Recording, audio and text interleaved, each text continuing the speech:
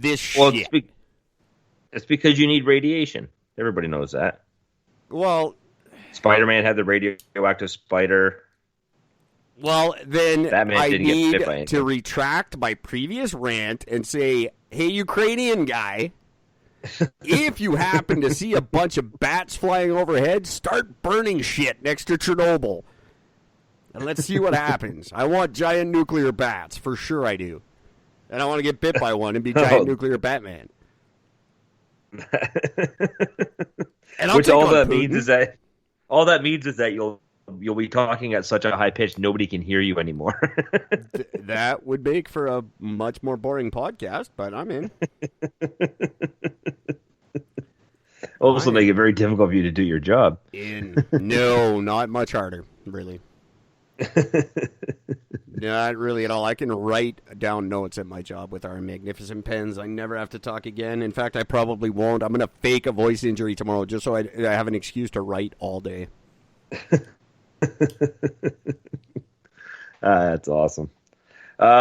Here in the mighty homeland of Canada, Trudeau, as per usual, got himself a bit of hot water because he's an idiot. He has decided that now is the perfect time to pack up his entire family and go to their cottage in Quebec. I thought that was like a week ago. He did that for the Easter weekend, didn't he?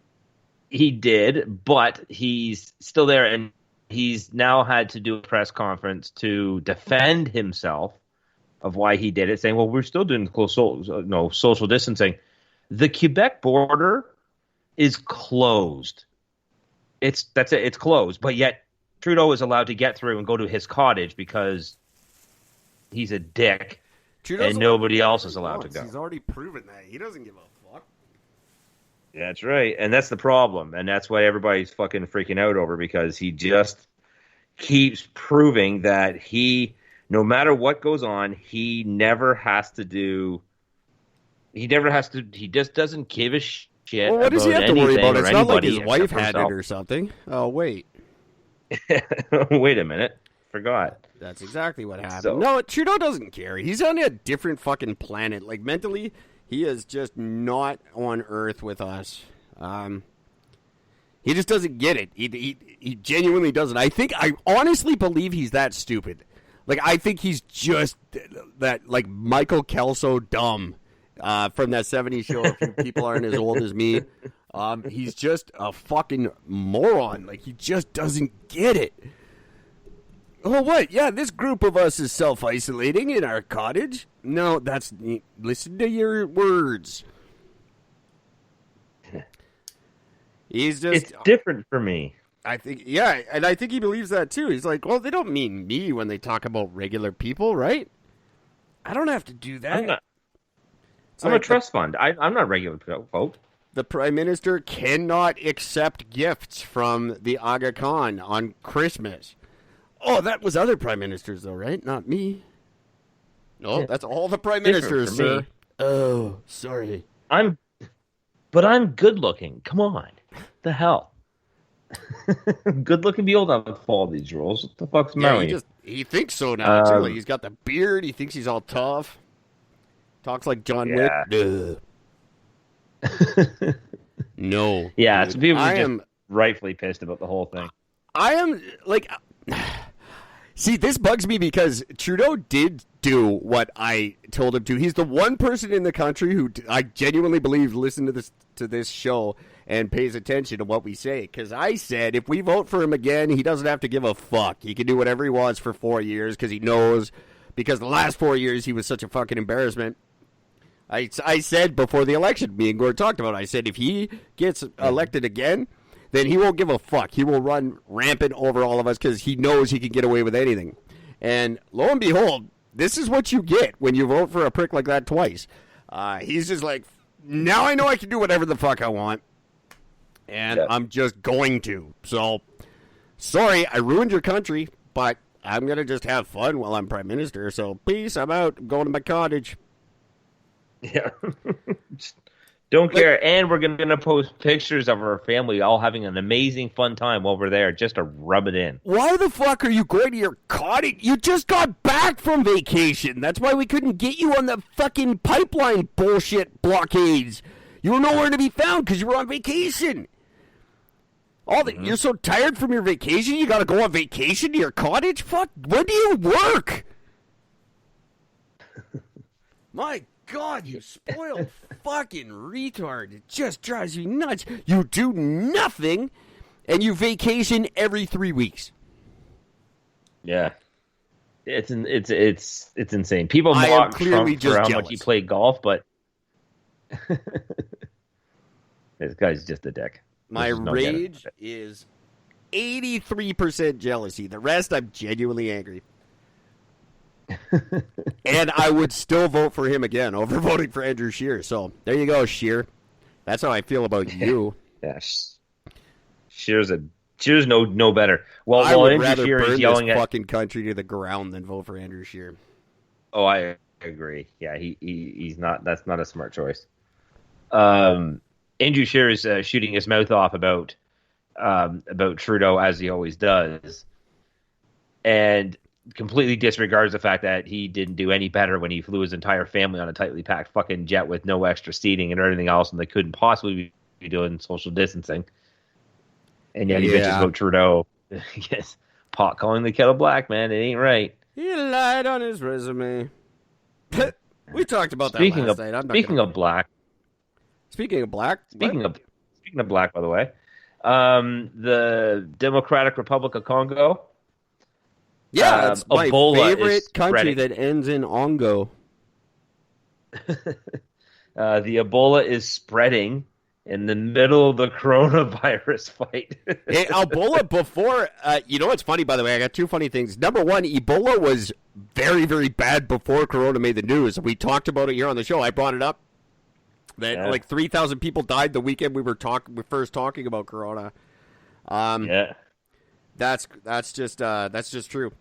So yeah, I've been trying to monitor Ebola. Unfortunately, I haven't found a lot of numbers on it. So that's cool that you bring it up, because I'm very curious to hear about it. But the funny thing is, I was listening to an episode of our show today. Very rare for me to listen to me and Gord's show, but once in a while I'll try to pick off an episode here or there just to see what it sounds like. And I was listening to one from like early in February when you had some story about coronavirus playing in the background and you couldn't figure out how to get it to shut off. And Yes. we were both like, coronavirus? Who's talking about that? That's never going to be a thing. It was like beginning of February. We're like, that's not going to be a story. Why is anyone talking about that? We were a little wrong about that. But it's very funny because Gordon and I were on the coronavirus story long before anyone else was. And we were done talking about it by the time you guys first got sick from it. So we're awesome. That's what I'm saying. Anyway, tell me about Ebola. So they've been fighting the Ebola. What do they call it? Not a pandemic. They call it epidemic. Since August of 2018. Wow. So since August of 2018, the official tally cited by the AFP puts fatalities from the virus at more than 2,200. That's what they're saying in this particular region. Is that all? I thought it was a lot more than that. That's because we weren't looking at Congo. We were looking at a different part of that country. Yeah, absolutely. But that's a shitty number. That it's disappointing, but I just expected more. So that's good. Yeah. I guess that's a happy thing. I guess in a way. I guess. I don't know. I guess it's less than I would expect. So I'm happy about it. There's probably 2,200 people that certainly aren't. Well, one thing I find interesting is that they're saying that for an outbreak to be officially declared over, 52 days must pass without any new cases. Wow. So that outbreak is not ending anytime soon. No, it is not. That is still going on. And they were literally just saying that, look, man, we were just getting a hold of all this and things were starting to go good. We're starting to get some lower numbers. And then all this coronavirus comes in. That starts fucking shit up. And then the Ebola comes back and slams them again. So they're just getting, literally they're just getting tag teamed in all the worst prison ways. Wouldn't it be fucked if we found out that the only cure for coronavirus is Ebola? We Here's found something the vaccine. We have to give you the Ebola virus, though, so it's your choice. Have the sniffles or die. You may die, you may not, but we got your vaccine. Social distancing's over.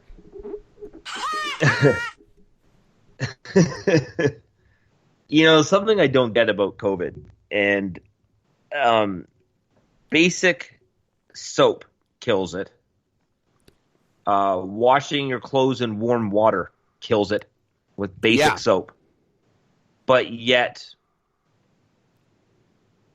you can't just inject us with a bit of Dawn liquid and we'll be fine? Like, I don't get why this is so difficult to have a vaccine for something that is so easily destroyed. I'm not sure that it is that difficult. I think it's all media bullshit. I've been saying that from the beginning. I don't think there's anything that difficult. Copper kills it. Wear a copper bracelet. You won't fucking get it. It kills it. You're fine. Somebody made the comment about, if it gets above 80 degrees, that kills it. Yeah. Well, probably. no, because the inside of a human is 98.6, so it doesn't make any sense. Maybe on a surface. I don't know. Maybe. I don't. Yeah, if it gets above 80, probably not. Maybe 80 Celsius. Maybe 80 Celsius. I don't know. 80 Celsius will kill a lot of shit. Yeah. To cook meat properly, you got to be like 72. So that's what kills bacteria in meat. So I'm assuming 80 Celsius would kill 76. I'm sorry. I think it's 76. 76 degrees Celsius. 76 degrees Celsius kills bacteria in meat, I think, is the thing. I haven't taken my food safe exam yet. Pretty sure it's 76 is what we studied. So yeah, 80 makes sense. That's probably 80 Celsius. I don't know. Give Nick Lachey some coronavirus and see what happens. Because he was in 98 degrees. That's what I'm saying. That one. That was terrible. Terrible. I mean, great reference, but I mean, the band sucks, so it's terrible.